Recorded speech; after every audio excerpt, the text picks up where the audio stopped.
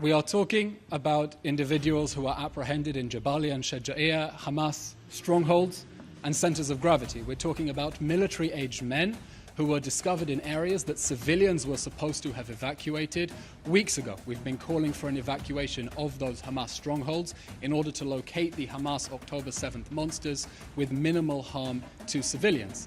Now those individuals will be questioned and we will work out who indeed was a Hamas terrorist and who is not.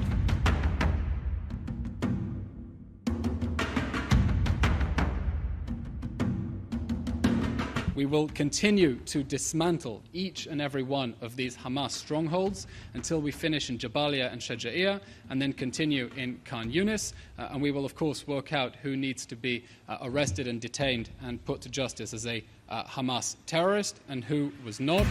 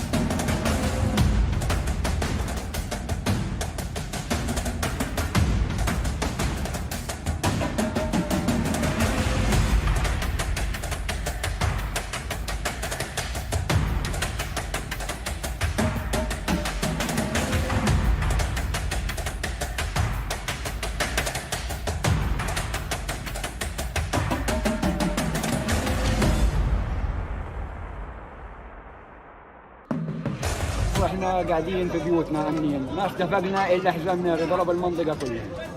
الدار هذه مليانه اطفال، الدار اللي جنبنا دار خالي كلها اطفال، العماره كله الشارع اللي انت واقف عليه واقف انت فوق اطفال بيلعبوا في الشارع كانوا. الشارع دائما مليان بني ادمين. يعني ضرب الدار هذه ضربوا جلالي مدنيين ولا حدا في كل نسوان طلعناهم كلهم نسوان، اطفال، اولاد صغار، شيوخ. ما ضلش يعني وين نروح؟